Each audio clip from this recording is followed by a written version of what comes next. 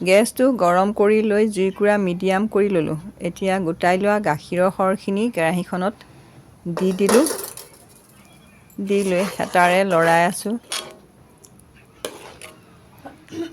দেখিছেনে গাখীৰৰ সৰ কিমান ধুনীয়া, গাখীৰৰ সৰখিনি ক্ৰীমি।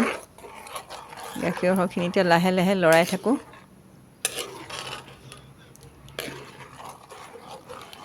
জুইকুৰা কমাই ল'ব লাগিব, নহ'লে ফুটি আহি গাত পৰিব পাৰে। সেইকাৰণে জুইকুৰা অলপ কম কৰি লৈছোঁ। এয়া দেখিছে উতল আহিলেই গাখীৰৰ সৰখিনি। জুইকুৰা কমাই দিব, নহ'লে জ্বলিও যাব পাৰে, তলত লাগি ধৰিব পাৰে। সেইকাৰণে জুইকুৰা কমাই লৈ গাখীৰৰ সৰখিনি উতলাই আছোঁ। মাজে মাজে লৰাই থাকিব লাগিব। এইদৰে মাজে মাজে লৰাই আছোঁ, দেখিছে।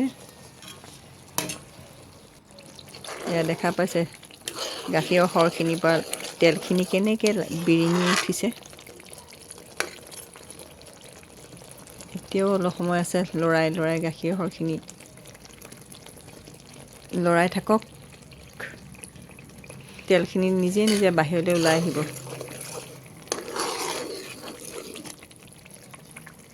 এয়া দেখা পাইছে আপোনালোকে তেলবোৰ কেনেকৈ ওলাই গৈছে গাখীৰৰ পৰা।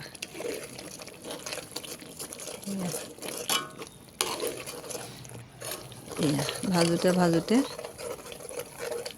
তেলখিনি ধুনীয়াকৈ ওলাই পৰিলে। এয়া চাওক কি ধুনীয়াকৈ তেলখিনি, চেণ্টটো কি ধুনীয়া ওলাইছে গাখীৰৰ। পিয়'ৰ গৰু ঘি, ঘৰৰে গাখীৰ। তাৰপৰা গোটাই লোৱা সৰখিনিৰ পৰা এয়া গৰু ঘিউ। মই প্ৰায়ে বনাই থাকোঁ বোলো, আকৌ এবাৰ ভিডিঅ'টো দি দিওঁ। মাজতে অলপ অলপ লাগি ধৰিলে কাৰণে অলপ অলপ ক'লা ক'লা যে দেখিছে, এয়া মানে অকণমান লাগি ধৰিলে। এয়া জুইকুৰা নুমাই দিলোঁ। চাওক তেলখিনি, সৰৰ পৰা ওলোৱা তেলখিনি দেখিছে। এয়া এতিয়া চেকি লওঁ, চাকনিখনে চেকি লৈছোঁ বাতি এটাত। এয়া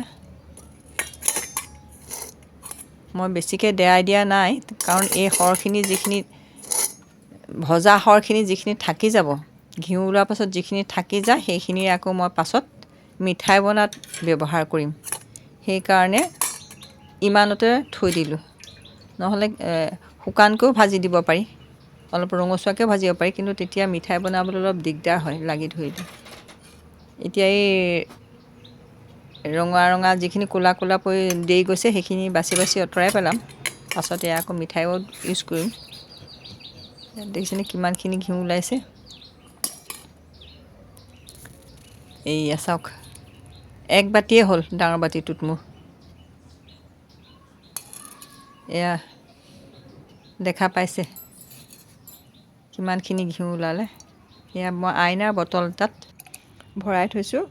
এইখিনি এতিয়া বহুত দিনলৈ ভাল হৈ থাকিব। এয়া দেখিছে মোৰ আগৰ এবটল আছে আৰু এতিয়া নতুনকৈ ভৰাই থোৱা। এইটো আগৰ বটল, ফ্ৰিজত থৈ দিয়াৰ কাৰণে এনেকুৱা হৈ গ'ল। আৰু এইটো হ'ল এতিয়া বনাই থোৱা। এতিয়া ফ্ৰিজত থৈ দিম, আকৌ শুকান এনেকুৱা একেধৰণে হৈ যাব দেখিবলৈ। এয়া